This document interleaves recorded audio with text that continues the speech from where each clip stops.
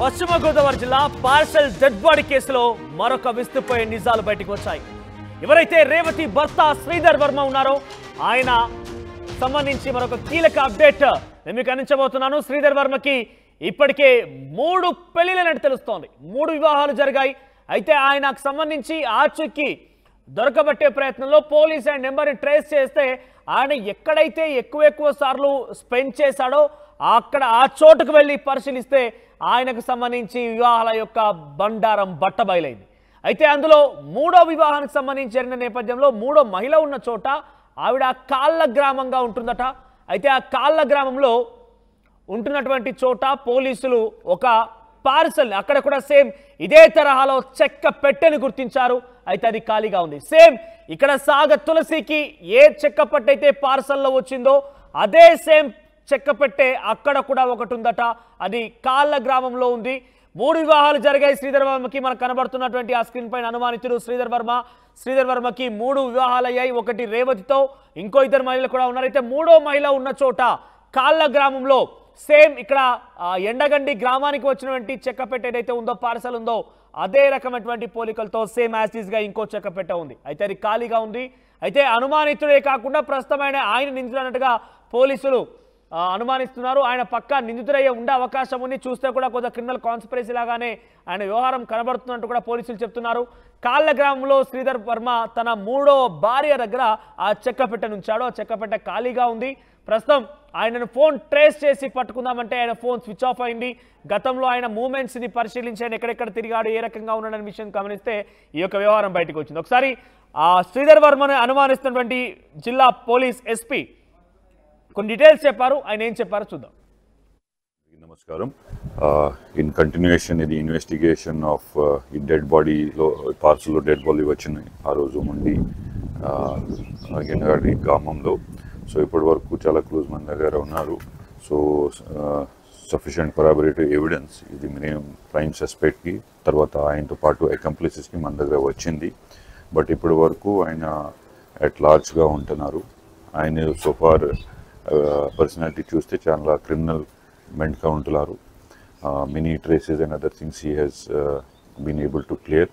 రకరకాల వయసెస్ ఉన్నాయి, including marriages at 2 or 3 or perhaps more places. ఇప్పటి వరకు 3 మంది దగ్గర నోటీస్లో వచ్చింది. దాంతోపాటు some of them are also involved in this. అందరిపైన మన నిఘా పట్టడం జరిగింది. ఇంటెలిజెన్స్ ఇన్పుట్స్ గురించి సీసీటీవీ కెమెరాస్ ఇక్కడెక్కడ వెళ్తానికి బంధువులు రిలేటివ్స్కి అందరి చోట్లకి మన వాళ్ళతో వెళ్తే ఎంక్వైరీ చేయడం జరిగింది. దాంతోపాటు అదర్ గవర్నమెంట్ డిపార్ట్మెంట్స్తో సహాయం చేసి మీడియా మిత్రుల గురించి సహాయం చేసేందుకు we are trying to ensure that the culprit is with us as soon as possible. ఒక పని సెకండ్ పని రిగార్డింగ్ డెడ్ బాడీ ఐడెంటిఫికేషన్ ఇప్పటి వరకు కంటిన్యూస్ ఎఫర్ట్స్ అయిన పైన కూడా జరుగుతుంది. మిస్సింగ్ పర్సన్స్ ప్రతి రోజు నుంచి వెస్ట్ గోదావరి జిల్లాలో near by Krishna, Illur, east Godavari జిల్లాలో చూస్తే రిపోర్టెడ్ కానీ అన్రిపోర్టెడ్ కేసెస్ గురించి ఆలోచించడం జరుగుతుంది. ఇప్పటి వరకు we have been able to zero in some nearby areas. అక్కడ సీసీటీవీస్ కనిపిస్తున్నాయి నియర్ బై రిలేటివ్స్కి వగేరా. All these people we are going to check and try to ensure that identity of the deceased also at the earliest is made sure.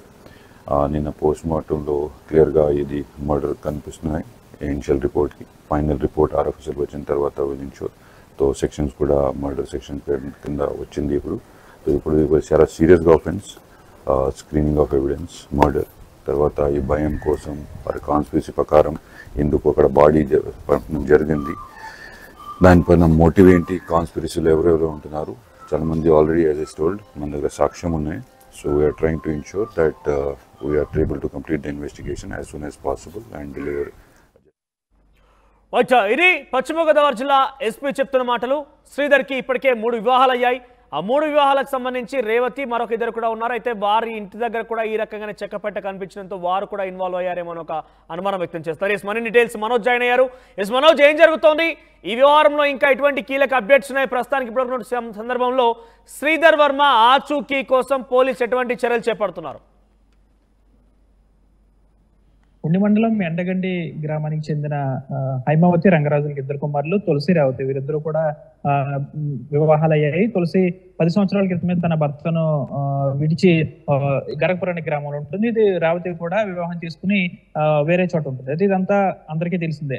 అనంతరం కూడా తులసి ఒంటరిగా ఉంటుంది కాబట్టి గత ప్రభుత్వంలో జగనన్న కాలనీలో ఆమెకు ఒక స్థలం వచ్చింది. స్థలంలో నివాసం ఏర్పరచుకుంది. కొన్ని ప్లాస్టింగ్ సంబంధించి కొన్ని పరికరాల కోసం ఒక ఫౌండేషన్ కు దరఖాస్తు కూడా చేసుకుంది. అయితే దరఖాస్తు చేసుకున్న క్రమంలో కొన్ని వస్తువులు కూడా వచ్చాయి. రెండోసారి కూడా దరఖాస్తు చేసుకుంటే ఈ డెడ్ బాడీ వచ్చింది. ఇదంతా కూడా అందరికీ తెలిసిన విషయం. అయితే ఈ డెడ్ బాడీ రావడానికి గల కారణం ఏంటి? ఇదంతా కూడా తులసికి సంబంధించి ఎవరైతే చెల్లెలు ఉన్నారో రేవతి, తన భర్త శ్రీధర్ వర్మ తిన వైపే ఈ కథ అంతా తిరుగుతుంది. ఎందుకంటే శ్రీధర్ వర్మ ఆ డెడ్ బాడీ తన అత్తమామల ఇంటికి వచ్చిన తర్వాత, అంటే తులసికి సంబంధించి తులసి ముందు నుంచి కూడా ఒక ఇంటి నిర్మాణం చేపట్టుకుంటే తనకు సంబంధించిన ఏ వస్తువులు వచ్చినా కానీ తన తల్లిదండ్రులు హైమావతి రంగరాజు ఇంటికే వెళ్తాయి. కాబట్టి ఈ డెడ్ బాడీ కూడా వారింటికే వచ్చింది గత 3 రోజుల క్రితం. అయితే ఆ సమయంలో ఆ డెడ్ బాడీ ఆటోలో వచ్చిన క్రమంలో తులసి చెల్లెలు భర్త రేవతి భర్త ఎవరైతే శ్రీధర్ వర్మ ఉన్నారో తాను అక్కడే ఉన్నాడు. అయితే ఆ డెడ్ బాడీ పార్సిల్ దిగిన తర్వాత ఇంట్లో పెట్టిన తర్వాత అప్పటి నుంచి కూడా శ్రీధర్ వర్మ ఆచూకీ లభ్యం కాలేదు. శ్రీధర్ వర్మ ఇప్పటికి కూడా అజ్ఞాతంలో ఉన్నట్టు తెలుస్తుంది. అయితే శ్రీధర్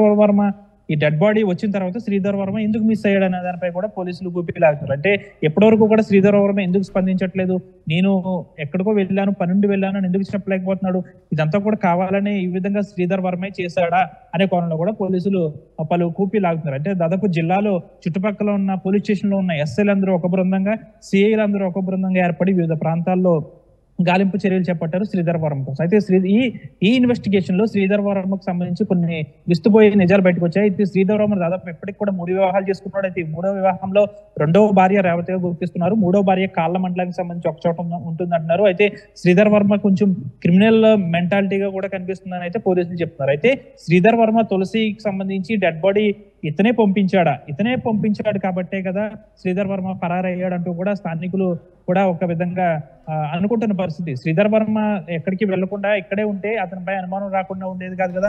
కాబట్టి శ్రీధర్ వర్మ మిస్ అయ్యాడు కాబట్టి ఈ తులసి సంబంధించి ఆ డెడ్ బాడీ ఆ విధంగా భయపెట్టేందుకు పంపించాడా అనే దానిపై కూడా ఒక కోణంలో విచారణ అయితే జరుగుతుంది. మరొక కోణం తులసికి సంబంధించి రేవతికి సంబంధించి ఇద్దరు సొంత అక్క చెల్లెలు కాబట్టి వారి తల్లిదండ్రులకు రంగరాజు హైమావతులకు కాస్త 3 ఎకరాల పొలం ఉన్నట్లుగా కూడా తెలుస్తుంది. అయితే ఈ ఆస్తి విషయానికి సంబంధించి గతం నుంచి కూడా తులసికి రేవతికి వీరిద్దరికి కూడా గొడవలు కూడా జరుగుతున్నాయని అయితే స్థానికులు చెప్తున్నారు. తులసి చేత కొన్ని సంతకాలు కూడా తెలుస్తుంది.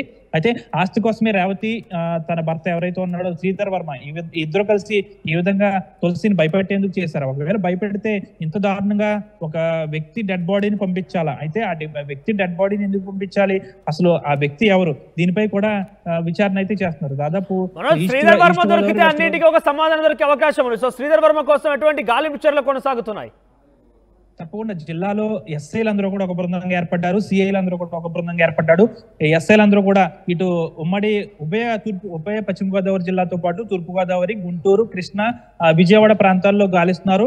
ఇటు సిఐలు అందరూ కూడా మరొక చోట కూడా గాలింపు చర్యలు చేపడుతున్నారు. అయితే శ్రీధర్ వర్మకు సంబంధించి చాలా తెలివిగా వ్యవహరిస్తున్నట్టు తెలుస్తుంది. ఎందుకంటే శ్రీధర్ వర్మ గతంలో వాడుతున్న మొబైల్ ఫోన్ కూడా పక్కన పెట్టేశాడు. అంతేకాకుండా తనకు సంబంధించిన సిమ్లు కూడా పక్కన పెట్టేసి వేరే ఏమన్నా ఫోన్ వాడుతున్నాడా అనే దానిపై కూడా తెలియాల్సి ఉంది. అయితే శ్రీధర్ వర్మ గతంలో మనం చెప్పుకున్నాం, మొగల్తూరు అని చెప్పుకున్నాం, తర్వాత కొన్ని గ్రామాలని చెప్పుకున్నాం. అయితే శ్రీధర్ వర్మది ఇప్పటి వరకు కూడా అసలు అతనిది మొగల్తూరా లేకపోతే కాళ్ళ మండలానికి సంబంధించి పల్లెపాలెంగా కూడా చెప్తున్నారు. అయితే శ్రీధర్ వర్మ విషయంలో మాత్రం ట్విస్టుల మీద ట్విస్టులు వస్తున్నాయి. కాబట్టి శ్రీధర్ వర్మకు సంబంధించి ఇంత పెద్ద ఎత్తున కొన్ని విషయాలు వెలుగు చూస్తున్న నేపథ్యంలో ఎవరైనా పోలీసులు కానివ్వండి, ఇంకెవరైనా బంధువులు రేవంత్ని టచ్ చేసే ప్రయత్నం చేశారా? రేవతికి శ్రీధర్ వర్మ యొక్క మనస్తత్వం కానివ్వండి, ఆయనకు సంబంధించి అనుమానం వ్యక్తం చేసే అవకాశం ఉందా? అంటే ఆయన యొక్క చూసే విషయాల్లో కానివ్వండి, ఆయన గురించి ఇన్ డీటెయిల్గా తెలిసే అవకాశం ఉంటుంది కాబట్టి అవన్నీ టచ్ చేసే ప్రయత్నం చేశారా?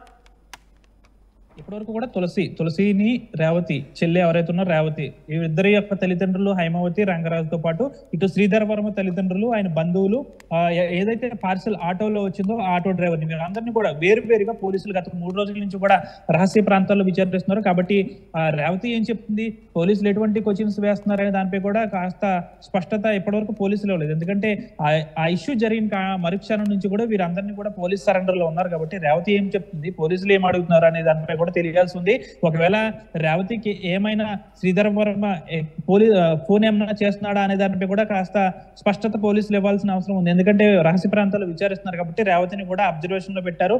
పూర్తిగా ఈ రేవతి మరియు శ్రీధర్ వర్మ వీరిద్దరూ ఏమన్నా మాట్లాడుకునే ప్రయత్నం చేస్తే కనుక పోలీసులకి ఇప్పుడిప్పుడే చిక్కే అవకాశం ఉంది. అయితే దీనికి సంబంధించి తాడేపల్లిగూడెం సమీపంలోనే సాగిపోవడం అనే ఒక గ్రామం ఉంది. ఆ గ్రామంలో ఒక మహిళ ఫేస్ కు మాస్క్ పెట్టుకుని ఆ చెక్క పెట్టిన ఆటోలో పెట్టింది అంటూ కూడా ఆటో డ్రైవర్ చెప్పుకొస్తున్న పరిస్థితి. కేవలం నేను డబ్బుల కోసం వెళ్ళాను తప్ప నాకు మరి అది తెలియదని ఆటో డ్రైవర్ చెప్తున్నారు. గత 3 రోజుల నుంచి కూడా ఆటో డ్రైవర్ ను కూడా పోలీసులు విచారిస్తున్న పరిస్థితి. అంతేకాకుండా ఈ ఆటోలో పెట్టిన మహిళ ఎవరు, ఒకవేళ 3వ భార్య పెట్టిందా లేకపోతే ఆ వ్యక్తి ఎవరు, ఆ మహిళ ఎవరు, శ్రీధర్ వర్మతో పాటు ఈ మహిళ ఇద్దరిలో ఎవరు దొరికినా కానీ మొత్తం డీటెయిల్స్ వచ్చే అవకాశం ఉంది. కాబట్టి శ్రీధర్ వర్మ ఎక్కడున్నాడు అనే దానిపై కూడా పూర్తిగా కూడా అసలు పోలీసులకి నిజంగా అసలు కాస్త రెస్ట్ కూడా లేకుండా శ్రమిస్తున్నారని చెప్పాలి ఈ విషయంలో. ఎందుకంటే డీజీపీ కూడా అరగంటకు ఒకసారి ఈ విషయంలో ఎంతవరకు వచ్చింది విచారణ అంటూ కూడా ఎప్పటికప్పుడు ఎస్పీకి ఫోన్లు చేయడం కూడా జరుగుతుంది. ఎందుకంటే రాష్ట్రంలోనే మొదటిసారిగా ఈ విధంగా సంచలనం రేపిన ఇష్యూ కాబట్టి అది కూడా పశ్చిమ గోదావరిలో ఈ విధంగా జరిగింది కాబట్టి డీజీపీ కూడా దీనిపై కాస్త ఆగ్రహం వ్యక్తం చేస్తున్నట్టు సమాచారం. శ్రీధర్ వర్మ లేదా ఆటోలో పెట్టిన మహిళ ఇద్దరితో ఎవరొక్కరు దొరికితే సరిపోతుంది. అంతేకాకుండా దీనికి సంబంధించి పోలీసులు కూడా వివిధ వాట్సాప్ గ్రూపుల్లో గత 3 రోజుల నుంచి కూడా ఒక సందేశాన్ని జారీ చేస్తున్నారు. 35 నుంచి 40 సంవత్సరాల వయసు గల వ్యక్తి మీ ప్రాంతాల్లో ఎక్కడైనా మిస్ అయితే మాకు సమాచారం ఇవ్వండి అంటూ కూడా పోలీసులు సందేశాలను కూడా పంపిస్తున్నారు. అయితే ఇప్పటివరకు కూడా తమ ప్రాంతంలో ఒక వ్యక్తి మిస్ అయ్యాడంటూ కూడా ఎవరు కూడా కంప్లైంట్ ఇవ్వలేదు. కాబట్టి అసలు ఈ వ్యక్తి ఎవరు, ఇప్పటికే పోలీసులకు సంబంధించి పోస్ట్ మార్టానికి కూడా ఈ బాడీని పంపించారు, రిపోర్ట్స్ కూడా వచ్చాయి. దానికి సంబంధించి ఆ వ్యక్తి హత్య గావించబడ్డాడంటూ కూడా పోలీసులు చెప్తున్నారు. అయితే దీనికి సంబంధించి కొన్ని శాంపిల్స్ ను లాబొరేటరీస్ పంపారు. అవి వస్తే డిఎన్ఏ టెస్ట్ సంబంధించి కొన్ని అవకాశాలు లభించే ఉంది. అసలు ఈ బాడీ ఎవరు, శ్రీధర్ వర్మ చంపాడా అనే దానిపై కొన్ని విషయాలు తెలియాలంటే మాత్రం కొన్ని రోజులు ఆగాల్సిన పరిస్థితి నెలకొంది. ఎందుకంటే శ్రీధర్ వర్మ ఎక్కడున్నాడో తెలియట్లేదు కాబట్టి, ఈ ఆటోలో పెట్టిన మహిళ ఎవరో తెలియదు కాబట్టి వీరిద్దరిలో ఎవరొక్కరు ట్రేస్ అయితే మాత్రం కథ మొత్తం సుఖాంతం అయ్యే అవకాశం ఉంది. దాదాపు 2 రోజుల్లో దీనికి విరామం పడే అవకాశం ఉంది. Manoj thank you for the update. So మొత్తం మీద శ్రీధర్ వర్మ గనక ఆయన ఆచూకీ లభిస్తే పోలీస్ ఇన్వెస్టిగేషన్ చేసిన తర్వాత చాలా విషయాలకి కొంత పుల్ స్టాప్ పడే అవకాశం. ఎందుకంటే ఆయన అనుమానితుడిగా ఉన్నాడు. ఇంకా ఇన్ఫాక్ట్ శ్రీధర్ వర్మ అనడానికి మరింత బలం చేకూర్చే అంశం ఏంటంటే ఆయనకి 3 వివాహాలు కూడా అయ్యాయి. 3వ మహిళతో ఆయన కాళ్ళ గ్రామంలో ఉండేవాడు. ఆ కాళ్ళ గ్రామానికి వెళ్ళి పరిశీలిస్తే అక్కడ కూడా ఇదే తరహాలో ఒక చెక్క పెట్టె లభించింది. అక్కడ అది ఖాళీగా ఉంది. ఇక్కడ మాత్రం ఒక డెడ్ బాడీతో సాగ తులసి పేరిట ఎండగండి గ్రామానికి వచ్చింది. అయితే శ్రీధర్ వర్మ కోసం పలు విభాగాలుగా పోలీసులు టీమ్స్గా విభజన జరిగి వారంతా కూడా వెతుకుతున్నారు. వారు శ్రీధర్ వర్మ కోసం గాలింపు చర్యలు చేపడుతున్నారు. ఇప్పటివరకు అయితే వేరువేరుగా శ్రీధర్ వర్మ కుటుంబాన్ని, రంగరాజు కుటుంబాన్ని, at the same time Revathi, అదేవిధంగా సాగ తులసిని కూడా ఎంక్వైరీ చేస్తున్నారు రహస్య ప్రాంతాల్లో. వారిని ఏ రకంగా ఎంక్వైరీ చేస్తున్నారనే విషయం మాత్రం బయటికి తెలియడం లేదు, కానీ ఎంక్వైరీ మాత్రం చేస్తున్నామంటున్నారు. శ్రీధర్ వర్మ దొరికితే అన్నింటికి ఒక కొలికి వచ్చే అవకాశం ఉంది. పార్సల్లో డెడ్ బాడీ అనే అంశానికి ఒక ఫుల్ స్టాప్ పెట్టే అవకాశం అయితే ఉంది. రోజు రోజుకి ఇది ఒక సినిమా తరహాలోనే మారిపోతోంది. ట్విస్ట్ మీద ట్విస్ట్లు, సస్పెన్స్ మీద సస్పెన్స్, థ్రిల్లర్ సినిమాని తలపిస్తోంది. సో ఇప్పటివరకు మీరు పూర్తి ఘటన వినే ఉంటారు. ఈ ఘటన పైన మీకేమనిపిస్తోంది, అసలు ఏం జరిగి ఉంటుంది, లేదంటే ఈ యొక్క స్టైల్లో పక్కగా సినిమాలో ఇన్ఫ్లుయెన్స్ చేస్తున్న ఈ స్థాయిలో ఈ రకమైనటువంటి దారుణాలకు పాల్పడడానికి గల కారణాలు ఏంటి, ఇంతలా ఎందుకు మనుషులు మారిపోతున్నారు, మీ అభిప్రాయాన్ని కామెంట్ రూపంలో తెలియజేసే ప్రయత్నం చేయండి.